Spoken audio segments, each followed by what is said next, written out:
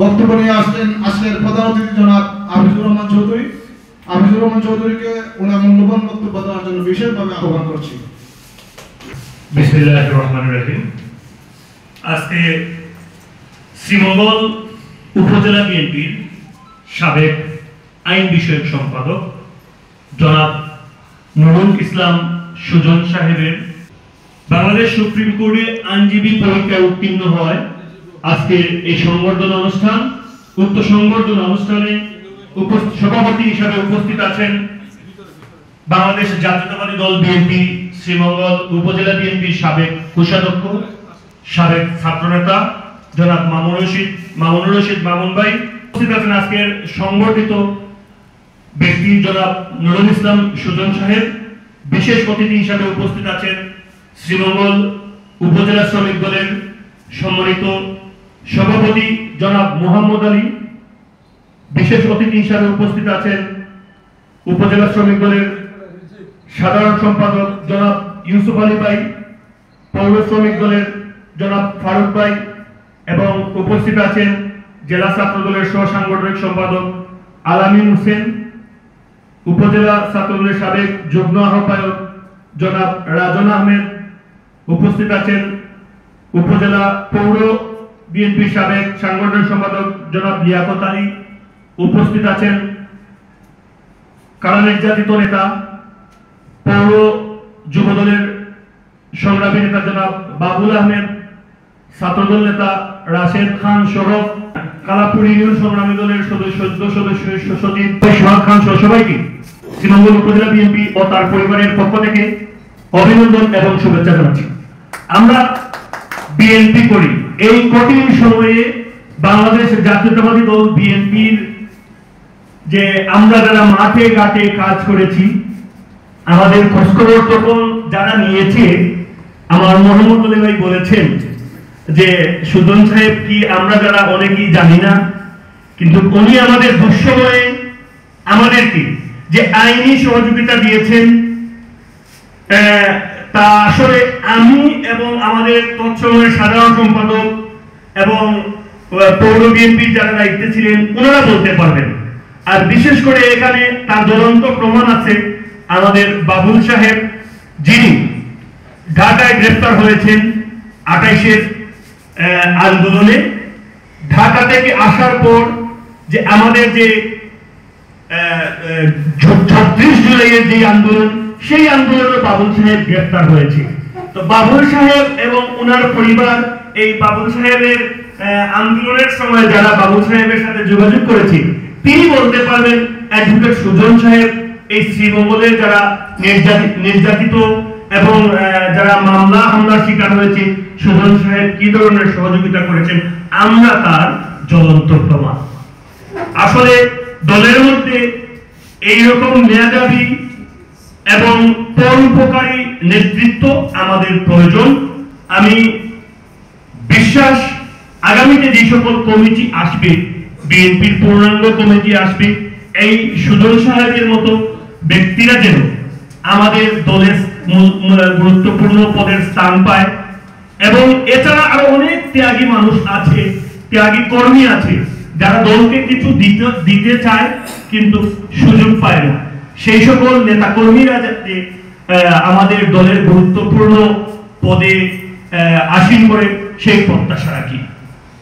আপনাদের মনে আছে 18 নির্বাচনে আমাদের উপর যে হামলা হয়েছিল ভোজপুর বাজারে, আমাদের কেন্দ্রীয় নির্বাহী কমিটির অন্যতম সদস্য আলহাজ মুজিবুর রহমান চৌধুরী হাজী মুজিব সাহেবের গাড়ি বহরে যে হামলা হয়েছিল, সেই বহরে আমিও ছিলাম।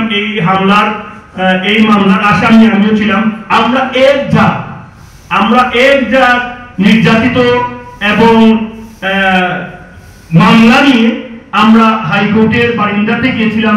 তখন আমরা অ্যাডভোকেট সুজন সাহেবকে পেয়েছি। অনেক ক্ষুধার্ত ছিলাম, মাঠে ঘাটে ঝুঁকে জঙ্গলে ছিলাম। আমাদেরকে তিনি আপ্যায়ন করিয়েছেন আলহামদুলিল্লাহ সুপ্রিম কোর্টের ভিতরেই।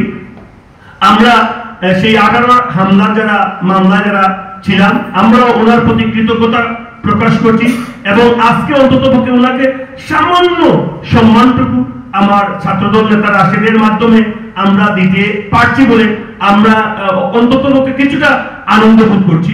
তবে ইনশাআল্লাহ এখানে আমাদের শ্রমিক দলের সম্মানিত বড় ভাই মোহাম্মদ আলী ভাই আছেন, ইউসুফ আলী ভাই আছেন, আমি তাদেরকে অনুরোধ জানাবো এবং আমরা দাওয়াত গ্রহণ করবো ইনশাআল্লাহ।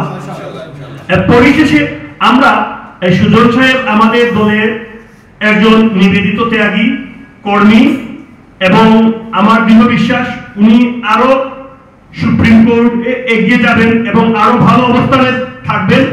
আমরা শুধু রাজনৈতিক মামলা নয়, আমরা শ্রীমঙ্গল থেকে যে সকল মানুষ হামলা মামলায় জর্জরিত সাধারণ মানুষ, আমি সুজন সাহেবের কাছে অনুরোধ জানাবো আপনি আমাদের শ্রীমঙ্গলের মানুষের জন্য কাজ করবেন। যদিও করে যাচ্ছেন, আমার আরো বিশ্বাস আপনার কাজের প্রতি আরো প্রসার যাতে হয়। এবং এখানে আমার বাংলাদেশ জাতীয়তাবাদী দল বিএনপির অনেক ত্যাগী কর্মীরা আছেন।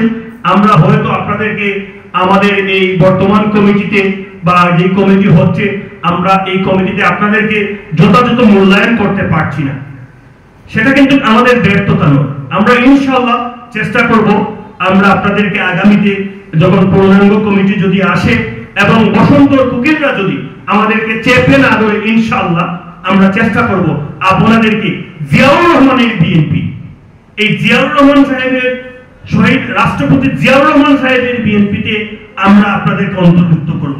আসলে এখন আমরা যারা অনেকেই বিএনপির রাজনীতি করছি, আমরা কিন্তু জিয়াউর রহমানকে চর্চা করছি না, আমরা কিন্তু তারেক রহমানকে চর্চা করছি না। জিয়াউর রহমান এই বিএনপি প্রতিষ্ঠা করেছিলেন মানুষের কাজ করার জন্য, সাধারণ মানুষের কাজ করার জন্য।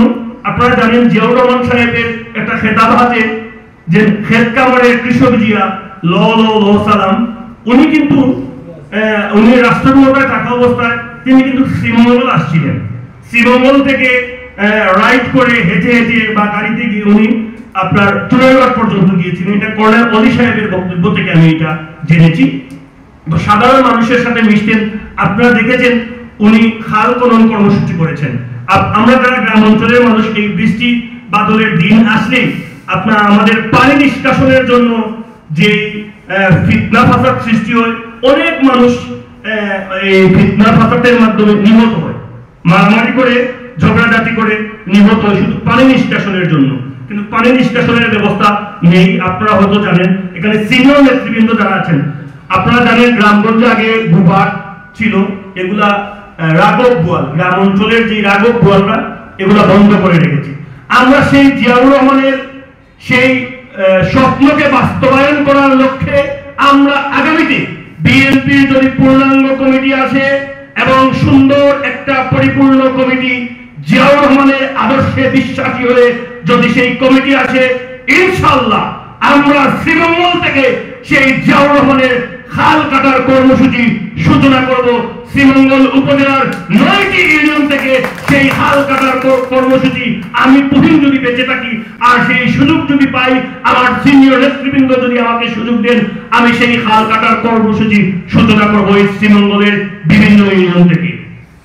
সম্মানিত নেতৃবৃন্দ, আরেকটা বিষয় উল্লেখ্য, আপনারা দেখেছেন, লক্ষ্য করেছেন যে 5 তারিখের পরে যারা বিএনপির জন্য বেশি লাফালাফি করতেছে এবং ত্যাগী নেতারা কিন্তু আড়ালে চলে যাচ্ছে।